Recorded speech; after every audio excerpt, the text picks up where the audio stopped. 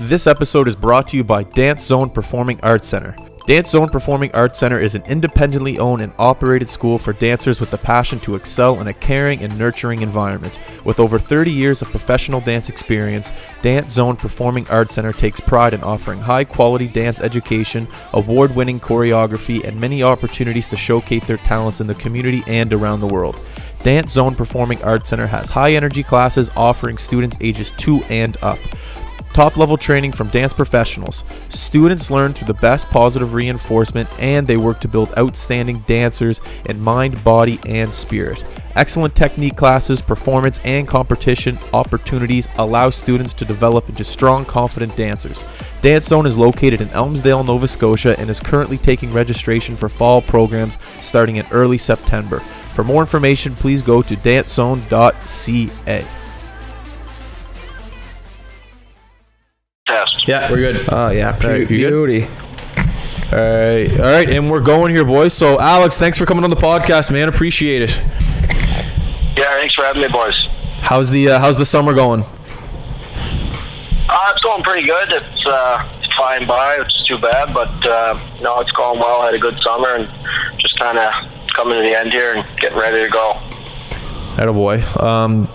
So where are you heading off to? I know you just signed the contract with Vegas. First of all, congratulations. Yeah, thank you. Yeah, I take off on the 12th, head down to Vegas camp, and we'll give that a go down there and see how that goes.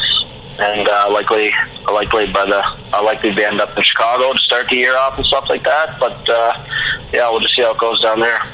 So when you go into these camps, what are you looking to gain from each organization like that you go to? Are you looking to pick up a new skill set, anything different from when you go to these new teams, new camps, or is it just stick to the game plan, stick to what you know best, and move on forward? Is that what's your head like? Just kind of, for me, it's kind of go in and show them that I can play too, and that I can play that fourth line role and stuff like that, not just all dropping the gloves and kind of mixing it up. Just, try to show them that I can do that role and, turn some heads hopefully and obviously gain some experience. And it should be pretty exciting down in Vegas with the way the year went last year and stuff like that. So definitely. I'm looking forward to it. Yeah, anytime you get to go to an organization where they made like a long run, you get to go, you get to learn from them, you get to talk to the boys. Like when you're in the dressing room, I bet you'll be able to talk to some people and they'll talk about last year's run. I'm sure they got some great stories. That's what I'd be looking forward to at least. Yeah, exactly. It was pretty incredible what they did last year. So, it was pretty special for them, obviously. So I'm looking forward to hearing about it.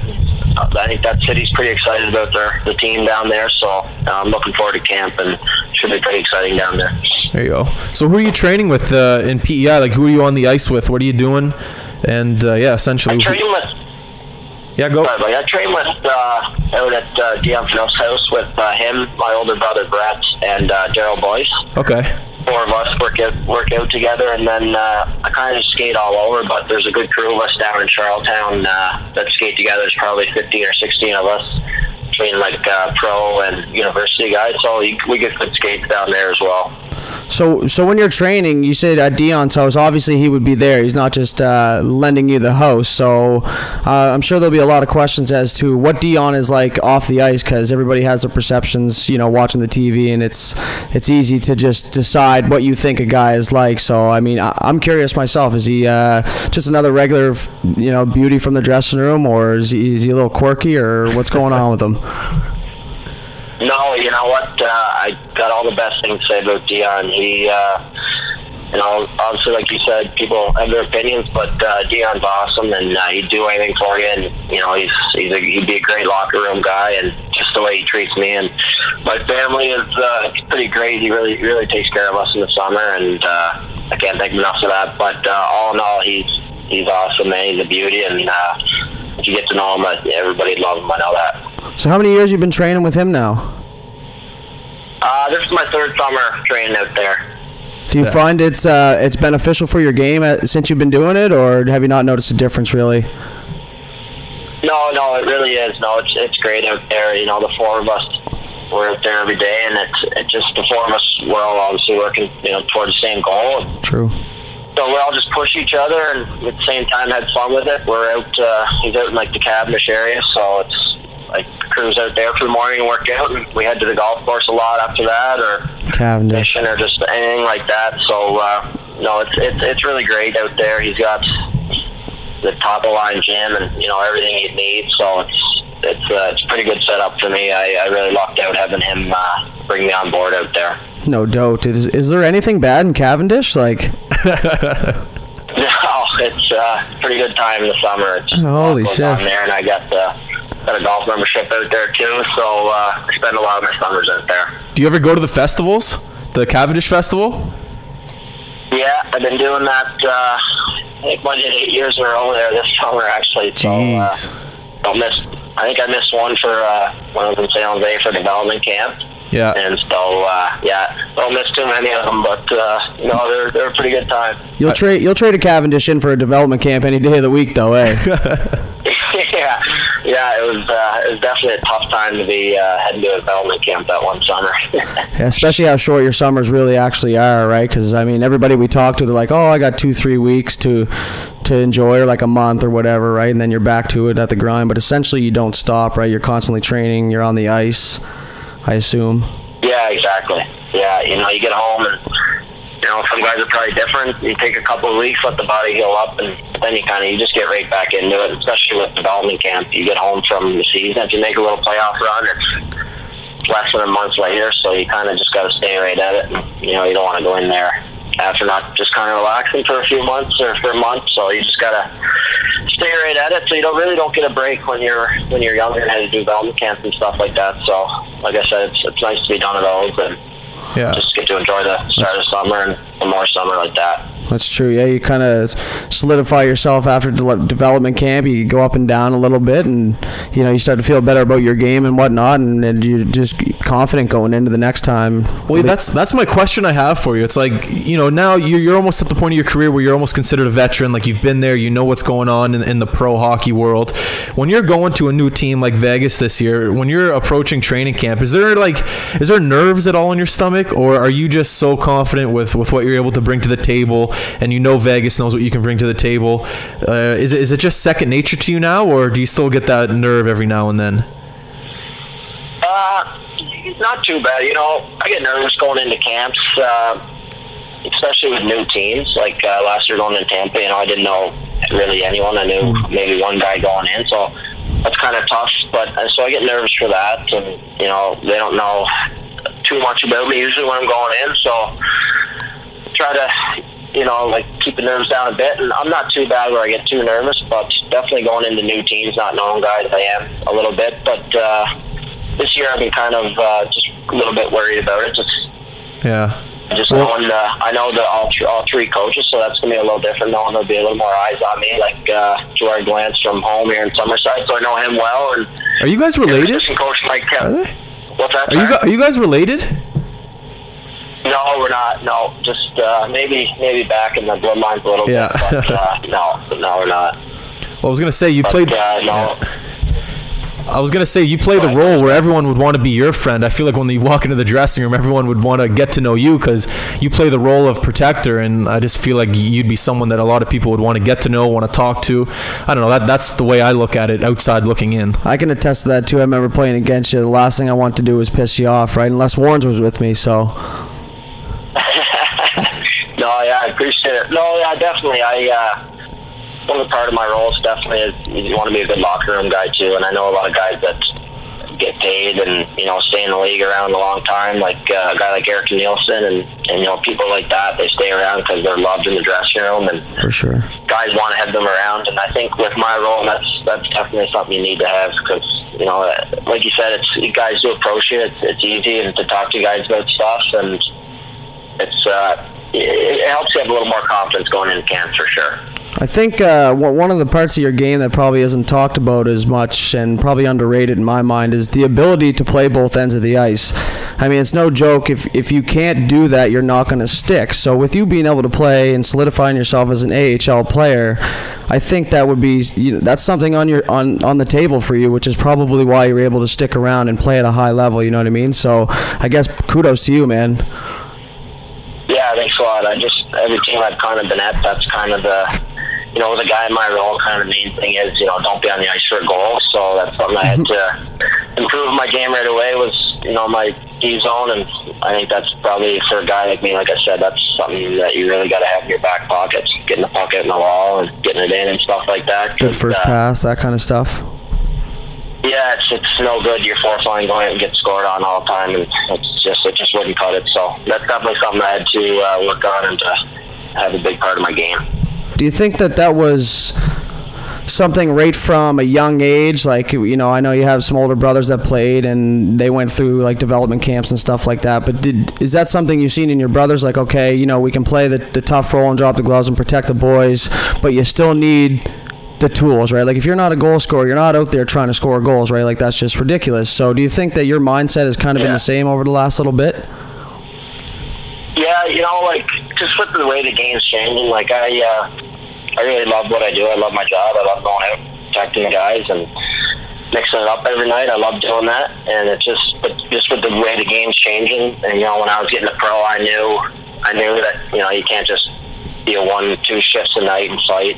You got to be able to play and chip in other ways. So that was when I knew, just watching my brothers go through it, I knew that I'm going to have to work on my game to want to keep playing hockey and not just be able to go out and fight. So, like I said, I knew I had to bring other parts to my game, and so I started working on it definitely. When I got to junior and stuff like that, my eyes really opened to where you're not going to be able to just get by 1-2 shifts a game if you want to keep playing.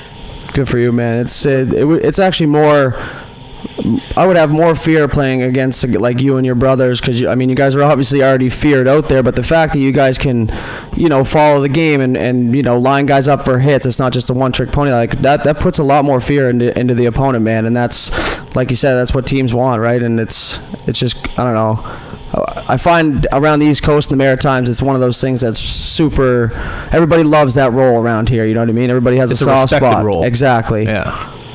Yeah, for sure. A lot of guys that play my role, I find comes from the East Coast. There's been a lot of tough players definitely come from the East Coast, and I like I said, I love playing that role. You got one? I got one. I want to talk to you about the jump that you made to professional hockey from junior. A lot of guys say, it's the diet, it's the way you take care of your body, it's the travel. A lot of guys have a different answer. I just wanted to know what your biggest maybe adjustment was to playing the professional game rather than the junior game.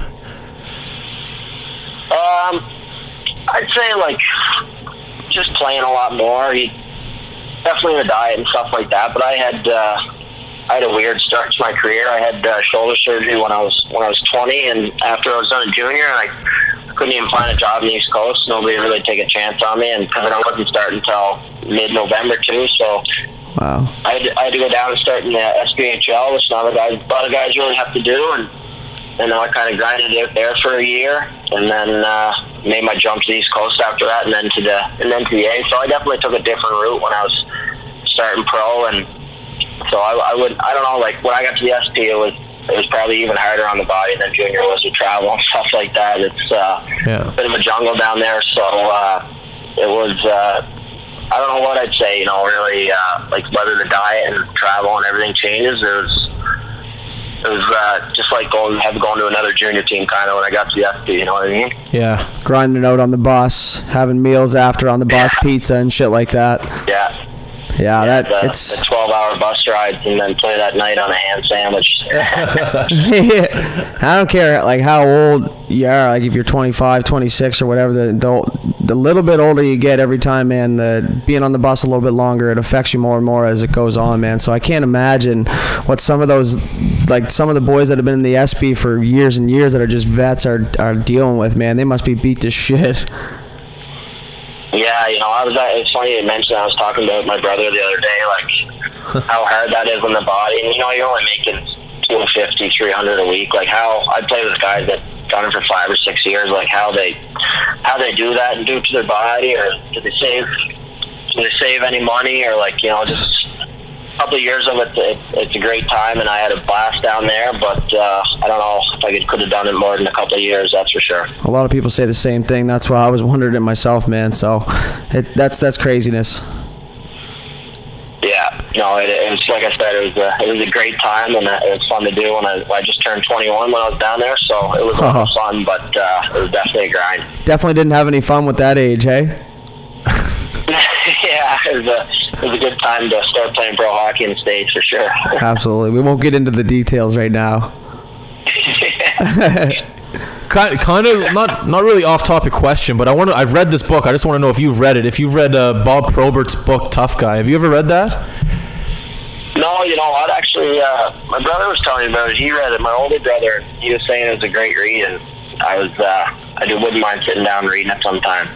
I heard it's pretty good, and there's some wild stories. Yeah, it's a crazy, crazy read. If you're ever on the bus this year, like traveling somewhere, I recommend that book. Yeah, no, I've heard that from a few people. I think I'll have to give it a go. He was a legend. I'd like to hear some of his wild nights, that's for sure. What do you do on the bus? Are you a movie guy? Are you a book guy? Are you a cards guy? What do you do? Yeah, I'm a cards guy. I'm usually there's a group of us. Usually each team I'm on, we get a good card game going. And what games do you guys play? Games, just kind of depends on the team. I've played a lot of like schnapps, it's called, or blackjack, poker. Kind of just like I said, depends on the team. Just whatever you can do to gamble and make the trip go by. Chinsing the boys with their bucks, I love it. Yeah. Working the boys over. So are you like on the bus, like I know a lot of players have like there's certain seats they sit in, they like to eat the same things and drink the same things and do the same routine all the time. Do you find yourself as a big superstitious guy? Are you kind of like on the fly, easy going, that kind of stuff, in your opinion? Yeah, kind of depends. If I feel like I've been playing well, and I'll kind of try to stick to the same routine, but nice. Usually not. I'm kind of same seat, obviously, but I wouldn't go with the same meal and same drinks and everything. It doesn't matter to me really too much. Just kind of whatever makes me feel good, I'll try to stick to and just kind of run with it. We had there you go. We had each question that we have for you is kind of like random, like off topic. We just talked about the bus. Now I'm about to bring another question up that's not about the bus. Sorry to make you go each way here. Yeah, no problem. So we had Prust on the podcast the other day, and we were talking about before he knew that there was another tough guy on the team, he would do a little bit of research on the guy. I just wanted to know if you did that with other teams that you're going against, if you do your research.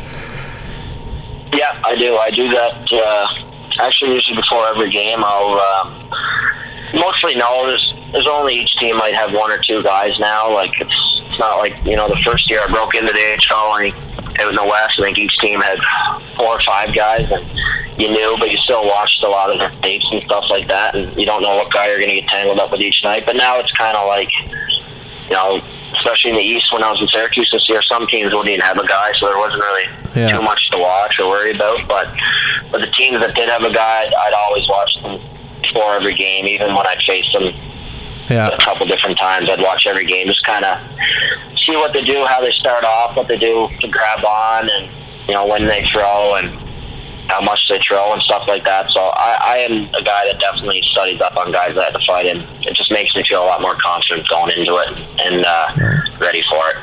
I feel like that's a common thing. The more we talk to guys that drop the mitts, because for guys like Belanger and I right here, but the mitts were glued on for the most part, right? So when we talk to guys like that, like a lot of people have the same answer, and I think it's smart because, like I think I said it to Prusty the other night, was you don't want to go in blindfolded. You know what I mean? You want to know if the guy's a lefty and you didn't think he was a lefty, because probably for the majority of people throw right. Like I said, haven't been in enough fights to really know the answers to these, but you got to do your research, it seems to me, and I think that helps. But really where I was heading with that was, do you find that, you know, if you're you're playing a team and you did your research and this guy's super tough and you haven't fought him yet, and do you find that like that you won't sleep the night before, or like you just kind of just go about your business like always, man? Because I've seen you tilt a few times and you get some fire in your eyes, so I was wondering where it comes from.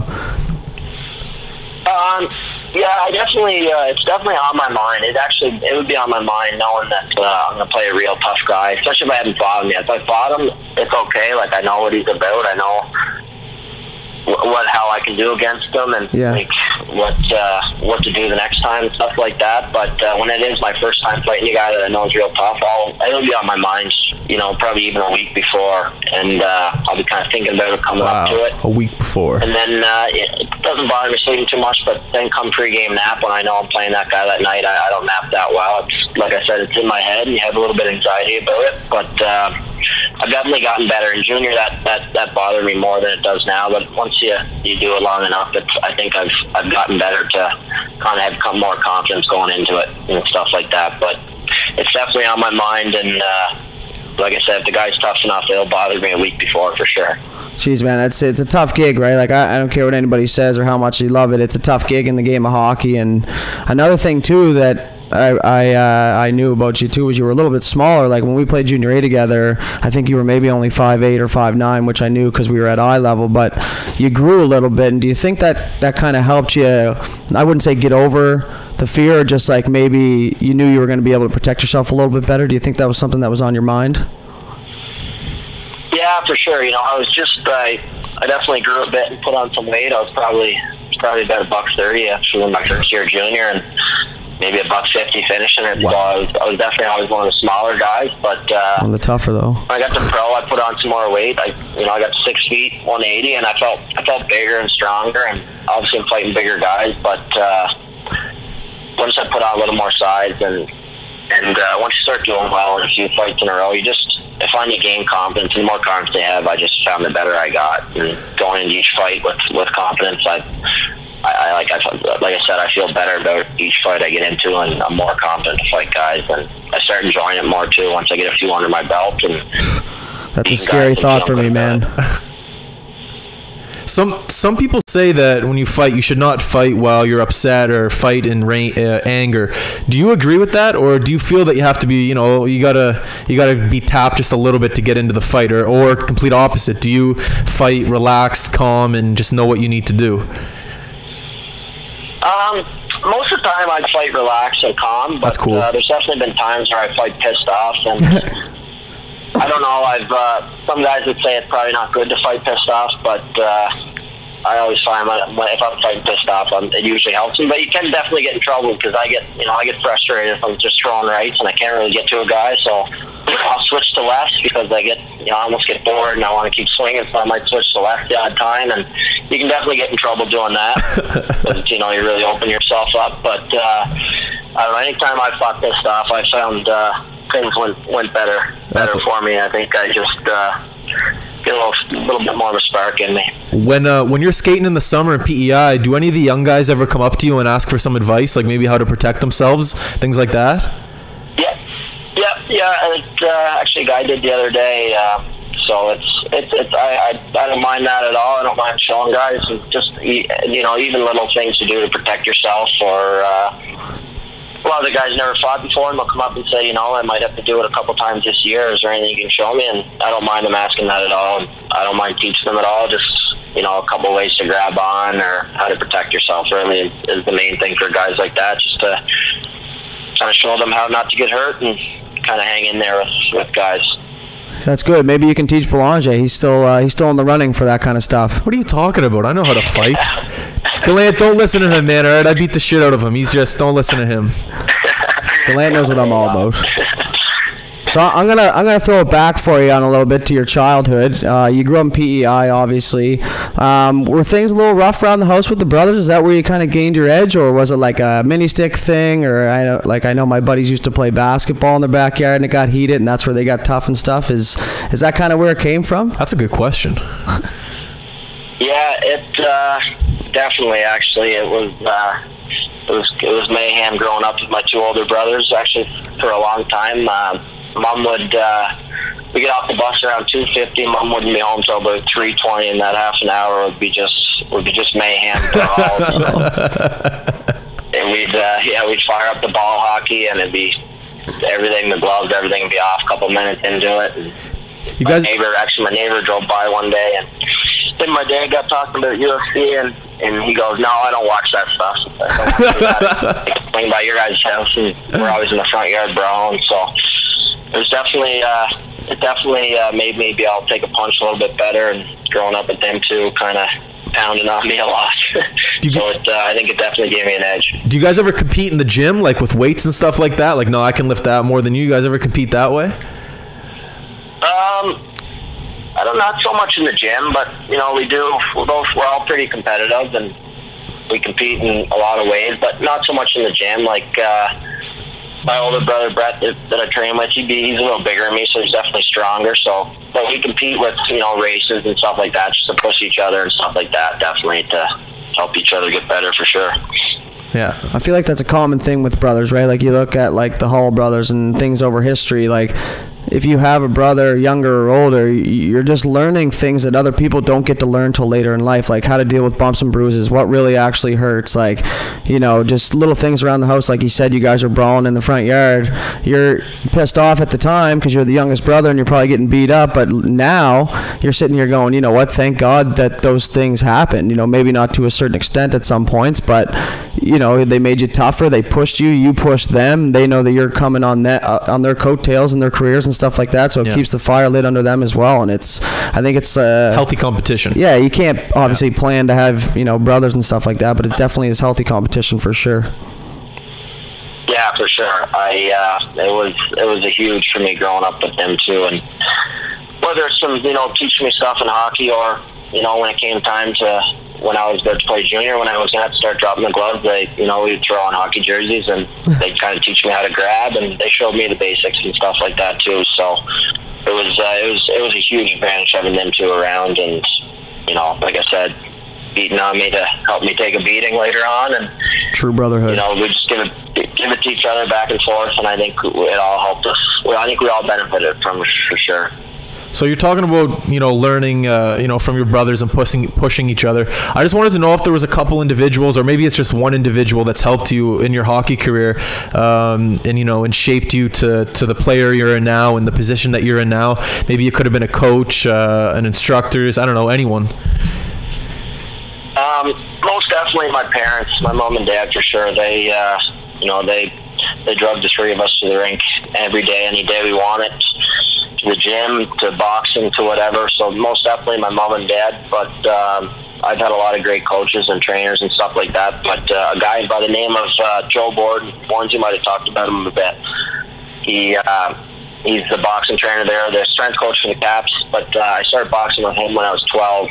Wow! And ever since then, he's been, you know, I get messages from him still, you know, a couple times a week, like when are we training, when am I getting in the gym, and I still work with him a few times a week, and he's, you know, he's never asked for a penny or nothing from me ever in my life, and he just wants to make you better every day, and so he's definitely one of my, you know, one of my main guys that I need to thank, that I owe a lot to, because he taught me a lot. And like I said, I started boxing with him when I was 12, and go a few times a week ever since then, and he's just there because he wants to see you succeed, and he's trained a lot of great players, and but he would be definitely one of the top guys for me.